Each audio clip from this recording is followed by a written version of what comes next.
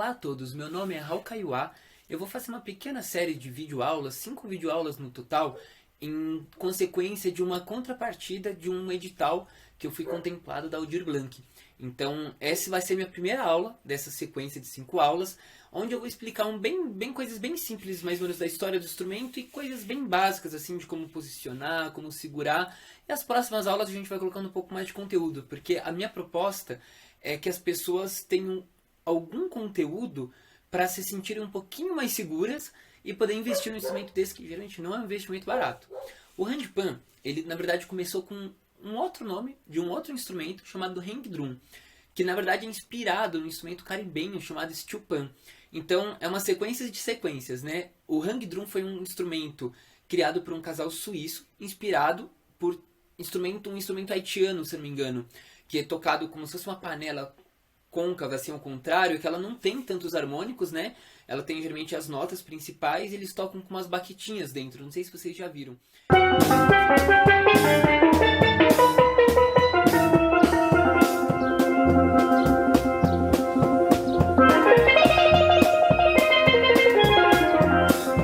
Esse casal viu esse instrumento, se inspirou e falou, pô, vamos fazer uma coisa inversa, né? Eles acho que decidiram fazer, em vez de bater com uma panela ao contrário, eles fizeram com esse formato de disco, porém precisava de um pouco de tensão.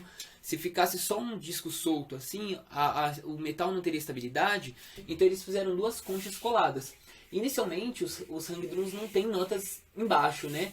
Foram vindo com o tempo, assim, com outros fabricantes que começaram a desenvolver os que a gente chama até de mutantes, são handpans com variações diferentes de nota. Mas bem, vamos voltar ao hang drum e explicar um pouquinho mais nessa questão da disposição.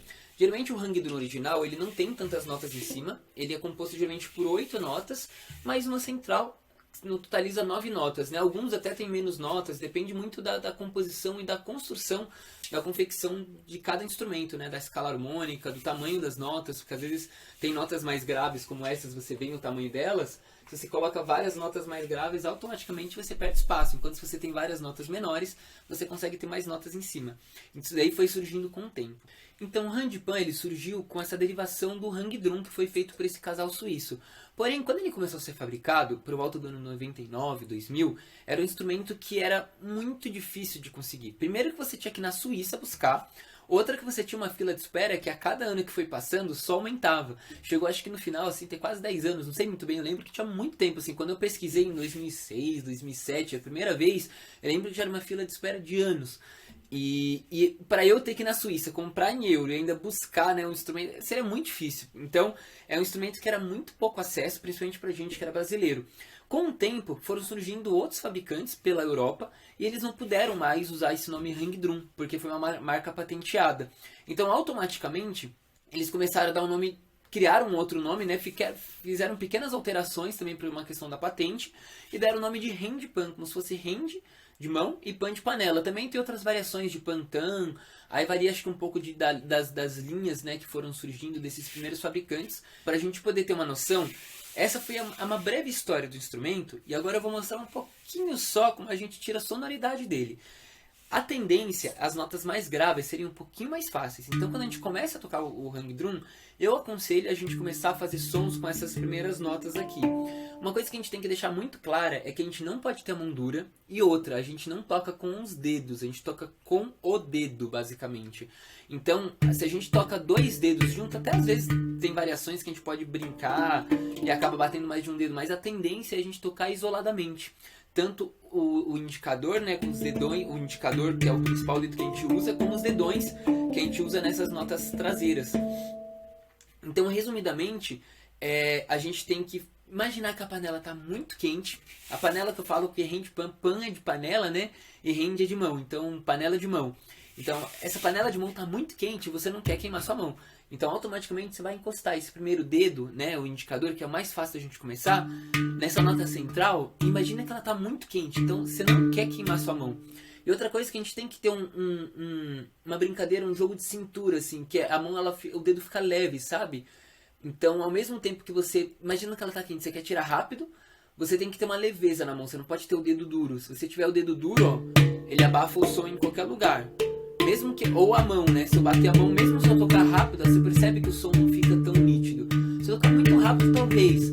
Mas a diferença de eu tocar com o dedo e eu tocando com a mão bem rápido. Então tem a tendência, quando a gente não sabe ainda, a gente tocar com a mão lento e não sai som de nada. Então, a principal coisa que vocês vão ter que treinar nessa primeira aula é tocar o dedo, né, indicador inicialmente. Vocês podem experimentar tocar em outros dedos também, porque a gente vai usar eles provavelmente em técnicas mais avançadas.